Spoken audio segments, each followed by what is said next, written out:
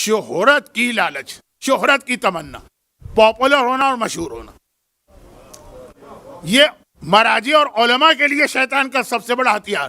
اور ہمارے لیے بھی ہے، لیکن ہمارے لیے جو ہے اس کا اتنا فائدہ نہیں ہے جتنا مراجع کے لیے۔ اب یہ کیا چیز، میں تفصیل میں اس لیے نہیں جا رہا کہ آپ ان چیزوں کو مجھ سے زیادہ جانتے ہیں۔ سبسکرائبر بڑھ جائیں، لائکس زیادہ ہوں، ویورز بہت زیادہ ہوں، کوئی ایسی مجلس میں بات پھڑکتی ہوئی، اب میں تو اپنی فیلڈ کی بات کر رہا ہوں، ایسی پھڑکتی ہوئی کہ اس کا 6 منٹ کا کلپ ہو، معلوم ہے 1 ملین لوگوں نے دیکھ لیا۔ یہ جو ایک ریس لگی ہے، یہ جو ایک دوڑ لگی ہوئی ہے، الحمدللہ ہمارے مراجع سے محفوظ ہیں، آپ کو نظر نہیں آئے گا اس انداز سے، لیکن جو بات ہو رہی ہے میرے لیول کی، اس کے اندر بات کر رہا ہوں کہ آج کل دیکھیں فیس بک، یوٹیوب، واٹس ایپ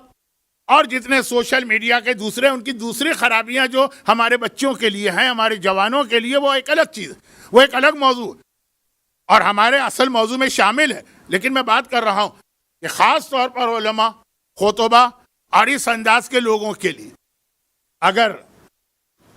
مذہبی بات نہ ہوتی تو میں ایک لفظ استعمال کرتا جو بڑا ممبر پہ بہت عجیب سا لگتا ہے، اور مذہبی شخصیت کے لیے اور بھی سیلیبریٹریز، لیکن آج کل یہ خود بخود شیطان نے ایک ایسا جذبہ پیدا کیا ہے، اور یہ سلسلہ جو ہے جب خطبہ، ذاکرین اور ممبر پر مجھ جیسے جو طالب علم ہیں ان تک کے درمیان سرایت کر گیا، تو بھی اس میں نوحہ خان بھی آ گئے، اس کے اندر منقبت خان بھی آ گئے، اس میں قصیدہ خان بھی آ گئے، اور جس انداز سے مقابلے ہوتے ہیں، اچھا وہ فلاں کے کلپ کو اتنے لوگوں نے دیکھا، اب ہم ایسا بنائیں گے کہ اس کو اتنے لوگ دیکھیں، اور شاید آپ کو پتہ بھی نہ ہو، شاید آپ کو پتہ بھی نہ ہو۔ میں ایک ضمنی بات بتا دوں کیونکہ اس کی تفصیل میں جانا سینسیٹیو ایشو ہے، مناسب نہیں۔ ہم جیسے لوگوں کے پاس بھی لوگ آتے ہیں، اب جیسے میرا ایک کلپ پچھلے محرم کی بات وہ چلا، اس کے ویورز تھے اس کے 7 آدمیوں نے اس کو دیکھا، کلہم۔ تو آئے ہمارے پاس کوئی صاحب کہنے لگے مولانا یہ تو بڑا شرمندگی کی بات ہے، یہ تو صرف 7 آدمی دیکھ رہے تھے۔ میں نے کہا اس 7 میں بھی 5 تو میری فیملی والے تھے۔ اچھا، تو کہنے لگے مولانا میں طریقہ آپ کو بتاتا ہوں، کم سے کم ایک رات میں 2,500 سے 3,000 تو ہو جائیں گے، اور پھر 3-4 دن میں آپ دیکھیے گا فلاں موضوع پہ بات کیجیے۔ میں نے کہا اس موضوع پہ بات کرنا حرام ہے، وہ مسلمانوں کے درمیان افتراق و انتشار کا سبب بنے گا۔ کہا یہ چھوڑیں، یہ آپ کب کی بات کر رہے ہیں، آج 21ویں صدی، آج تو صرف یہ دیکھا جاتا ہے ویورز کیسے بڑھتے ہیں، سبسکرائبر کیسے بڑھتے ہیں، لائک کیسے بڑھتے ہیں۔